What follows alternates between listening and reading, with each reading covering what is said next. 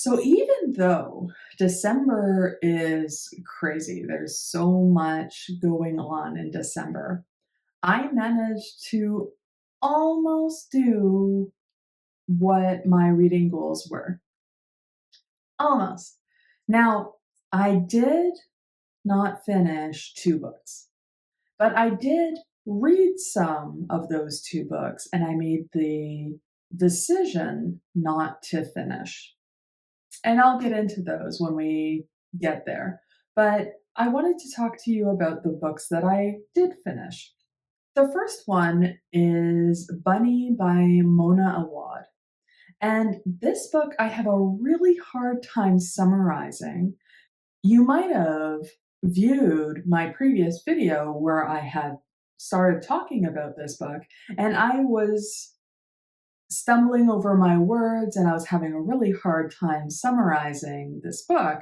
And it's because of me thinking about, well, there's this story and this happens, but these things mean those things, and I just start getting mixed up. So I'm gonna read for you the summary of this book before I start talking to you about whether or not I like the book.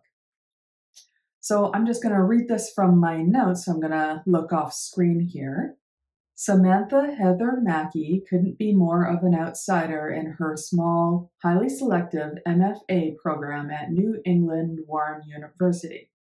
A scholarship student who prefers the company of her dark imagination to that of most people.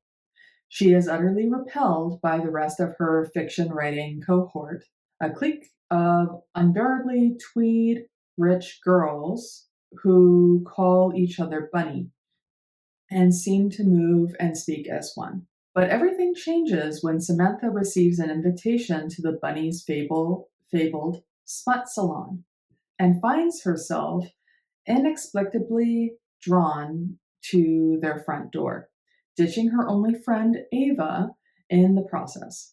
As Samantha plunges deeper and deeper into the Bunny's sinister yet saccharine world, beginning to take part in the ritualistic off-campus workshops where they conjure their monstrous creations, the edges of reality begin to blur. Soon her friendships with Ava and the bunnies will be brought into a deadly collision. So that's the summary, and yes, when you read the book, that makes sense. But like I said, there's layers to the story, and you can read it as just that, or you can read it as slightly deeper. I did enjoy the book. But like I said, I only had it in audio form. And what I really wish I had was a physical copy to be able to digest the words that were being said in a different way. Because I think if I read the words and I heard them, I think I would have caught things more. I think that I would have had a different experience of the story. And I do think that some of the metaphors of the story I would have caught on to, and I would get more out of the story. So that's my own 2 cents. I do really like the story. I do really appreciate where the story was going. There were some times with the audiobook where I was just like, okay, so what's happening now? What's going on? I don't know. I think we're going somewhere interesting, but I don't exactly understand. I don't exactly know. I do recommend it. Pick it up. I have nothing else to say about it. I heard that lots of people like the writing of the book. When it's being told to me, I don't necessarily pick up on how exquisite or not the word choices are. But if I read it physically, I pick more of that out. I do recommend a physical reading versus an audio reading, but that was my experience. The book club. Let's move on to the book club pick for last month was The Family Game by Catherine Hedman. And the summary for this book is Harry, short for Harriet, is a novelist on the brink of stardom. Edward, her husband to be, is seemingly perfect. In love and freshly engaged, their bliss is interrupted by the reemergence of the Holbachs, Edward's eminent family and the embodiment of American old money. For years, they've dominated headlines and pulled society's strings, and Edward left them all behind to forge his own path. But there are eyes and ears everywhere. It is only a matter of time before they were pulled back in. After all, even after his long severed ties with his family, Edward is set to inherit it all.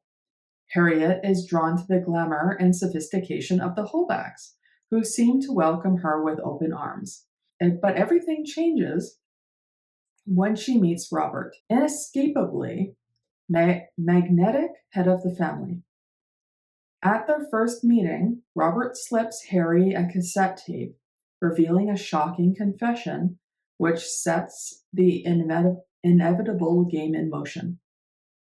What is it about Harry that made him give her that tape? A thing that has the power to destroy everything? As she ramps up her quest for the truth, she must endure the Holbach's savage Christmas traditions, all the while knowing that losing this game could be deadly. That seems really long, and I really wish that more of this story was focused on the separation of the family and getting back into the family. I kind of wish that. I don't want to spoil.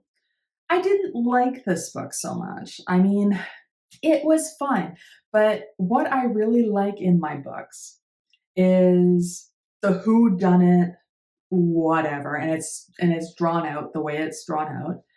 And then when they find out the solution, that things take their time and still go. I found with this book that it was a long drawn out thoughtful process of who done it and who's the bad guy in this story. And then when you find out everything is really quick. And it just resolves really quickly. I kind of wish that they had taken their time a little bit so that you figure out the horrific part and then they let that horrific part sit with you a little bit. Not, oh, you know that it's horrifying, so let's resolve it now. And then you don't have to be in the horror. Granted, it's not that kind of book. It's a thriller more than a horror. But, I kind of have a thing about when you're adventuring and you're on this epic adventure and then you come across the bad thing and then it resolves super quickly. I had this with Bad Cree too. It was a book that it seemed that to get to the solution took a long time, but as soon as they got to the solution, everything just kind of fell in place. And they just were victorious or not. Yeah. So I can see myself reading Bunny again. I can't see myself reading this one again. Unfortunately, it didn't sit with me well. In fact, I'm probably going to forget this book. I probably will. But I finished the book. I finished it for book club. I did good. Okay, so let's go on to the next one. The next book is Island by Richard Lehman. I did not finish this book. I probably got halfway through and then I decided, no, okay, I'm not. It was too much of a slog, but I'll get into that in a little bit. So the summary is a young adult goes to an island with his girlfriend and his girlfriend's family. And they're boating around. I can't quite remember their reason. Maybe it was for summer vacation or something like that. It was something long standing. And they went to an island for a picnic. And when they were on the island, the ship that they were boating around on explodes. And so the family is stuck on the island. Well, pretty soon, all the men in that group pass away for whatever reason. And this young man is stuck on the island with his girlfriend and her family that are the female members of the family. And apparently there's a question of who done it, but there's also a situation where there could be somebody indigenous to that island. I don't know if that's the right word, but either way, it's somebody that lived there previous to them, and they're the person that was there originally is going to also pick them off. Now, from where I ended it, I didn't see that. That did not come into the picture. I was only halfway through. There was lots of time because it's a book that's 500 and some odd pages. Like it's not a short book. So there was time for something else to come into the picture for sure. Where I ended it, it wasn't, but I found the story just so incredibly boring and such a slog to get through. And not a lot happens. There are some things that I like about the story. For instance, I like this that the story is told through journal entries of this young man. So I do like that part. You don't read it as though it's happening in that moment. You're reading it through what he writes after. So then there's the automatic question of course, he's the narrator. How reliable is he as a narrator? Because he has had time to refocus whatever the scenario is and spin it in his perception. So it's very likely, I haven't finished the book, so I don't know, but it's a question to me about that being really important with the book. But the thing is, so much of the book focuses, and I know it's from his perspective, so I have to, well, it's a young man, so, and I know I don't have to, but I want to give him some grace for the amount of time and energy he spends on the physical being of the women around him and comparing the bodies of the different women around them or around him in almost a competitive way. Like she's more attractive than her bikini's better than hers because of these things. And um, you know, I'm watching her in the water and what like it would just go on and on. So much of the story is written on that.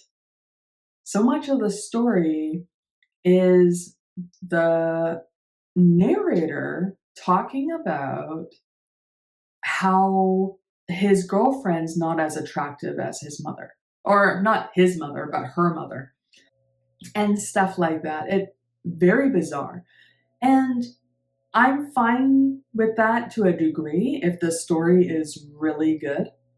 But the story was really boring. So on top of that, I have this annoyance of, a character who devalues and dehumanizes the women that he's with by thinking of them solely in terms of their attractiveness to him.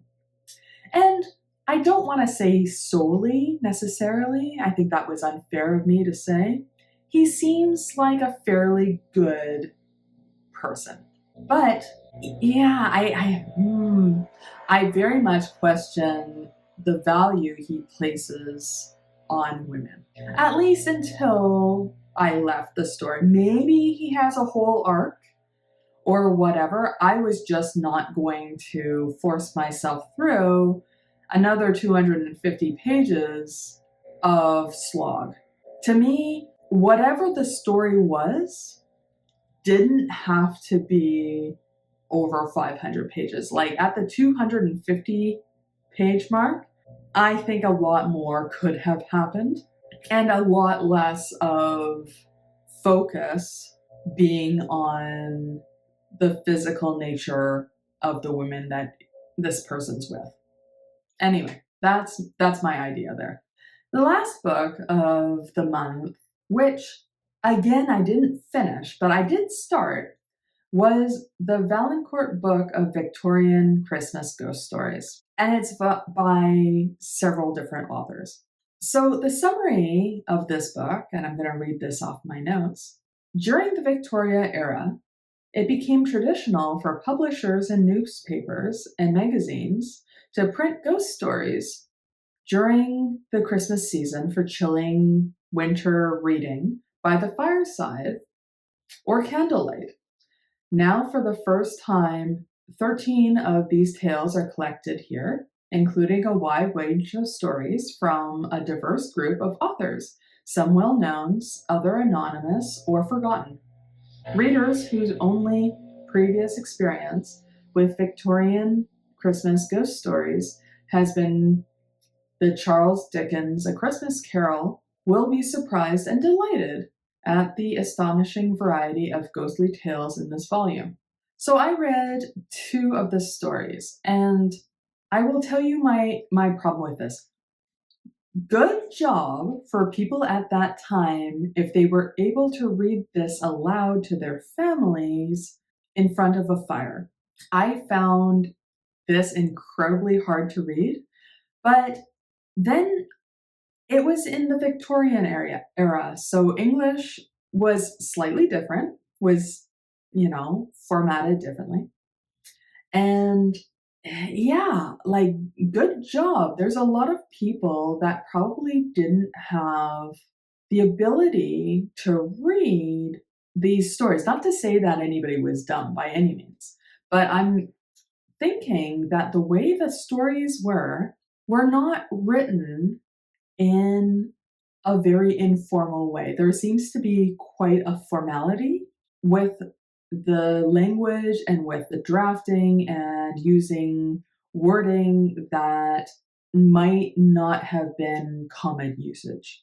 I'm thinking, but I don't know. I don't live in Victoria times, of course. You're watching me. And I found it hard to keep focus and keep reading because I was lost quite a bit. What I would say is the stories are quite gothic. Quite a bit of detail goes into mood and establishing setting. And I don't have a problem with that. They're not ghost stories in the sense of how people view ghost stories now.